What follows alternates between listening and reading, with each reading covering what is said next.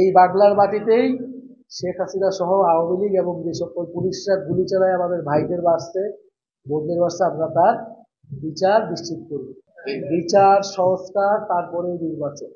আপনাদের লাশ উঠানোর কথাটা বলছেন, আমরা অবশ্যই এটা দেখবো, কথা বলবো যাতে এটা কোনোভাবেই না হয় এবং পরিবারের অনুমতি দেখতে। আর এছাড়া আপনাদের যে মামলার বিষয়গুলো আছে এটা আমরা তদারকি করবো। আপনারা জানেন সারা দেশে মামলা নিয়ে অনেক ঝামেলা হয়েছে। আসলে এই মামলাগুলো নিয়ে বাণিজ্য হয়েছে এবং বিভিন্ন জায়গায় পুলিশ আসামি ছেড়ে দিচ্ছে, বিভিন্ন জায়গায় কোর্টে তাদেরকে জামিন দেওয়া হয়েছে, কারণ এখনো স্বৈরাচারের দোষররা বিভিন্ন জায়গায় আছে। আবার অনেকে স্বৈরাচারের এই ফ্যাসিস্ট লোকদেরকে আবার পুনর্বাসনেও সহায়তা করতে। কিন্তু যা কিছু হয়ে যাক আমরা অবশ্যই এই যে যারা গণহত্যা করছে, গুলি করে হত্যা করছে, আমরা তাদের বিচার নিশ্চিত করি। এই বাংলার মাটিতেই শেখ হাসিনা সহ আওয়ামী লীগ এবং যে সকল পুলিশরা গুলি চালায় আমাদের ভাইদের বাঁচতে বোনদের বাঁচতে আমরা তার বিচার নিশ্চিত করব। বিচার সংস্কার তারপরে নির্বাচন।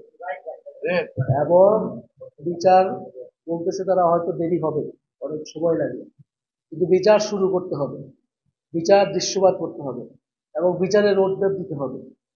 এবং যেই সরকারে আসুক না কেন এই বিচারে কেউ হাত দিতে পারবে না। এবং এই শহীদ পরিবার যারা আছে, আহত যারা আছে, তাদের রাজনৈতিক নিরাপত্তা, সামাজিক নিরাপত্তা, অর্থনৈতিক নিরাপত্তার ব্যবস্থা বাংলাদেশ রাষ্ট্রের করতে হবে। এটা শুধু এই সরকারের না, বাংলাদেশের আগামীতে যেই সরকারই আসুক না কেন এই পরিবারগুলোর নিরাপত্তা, সেটার জন্য আমরা জুলাই ঘোষণাপত্রের কথা বলতেছি। এই জুলাই ঘোষণাপত্রে শহীদদের মর্যাদার কথা থাকবে, এই পরিবারগুলোর কথা থাকবে এবং সেটা সংবিধানে যুক্ত করা হবে।